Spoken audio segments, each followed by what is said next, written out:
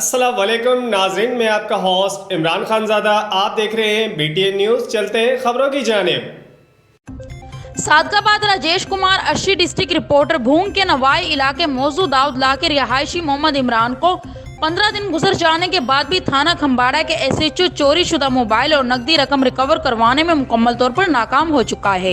तफसीलात के मुताबिक मोहम्मद इमरान ने मीडिया से गुफ्तगू करते हुए कहा कि मैं इरिगेशन का मुलाजिम हूँ। मैं अपनी तनख्वाह लेने नेशनल बैंक ब्रांच मुरीद शाख गया तो बैंक के अंदर एक नामालूम शख्स ने मेरी जेब से 20,000 नकदी और एक अदद टच मोबाइल निकाल लिया। थाना खम्बाड़ा में इसके खिलाफ मैंने दरख्वास्त दायर कराई। CCTV फुटेज में भी वो शख्स साफ दिखाई दे रहा है। फिर भी थाना खम्बाड़ा के SHO मुझे मेरी नकदी रकम और मोबाइल रिकवर करवाने में मुकम्मल तौर पर नाकाम दिखाई दे रहे हैं। उन्होंने IG सिंध, वज़ीर आला सिंध और DIG सक्खर से अपील की है कि मेरे मुलजिम को गिरफ्तार करके मुझे मेरी नकदी रकम और मोबाइल रिकवर करवाया जाए।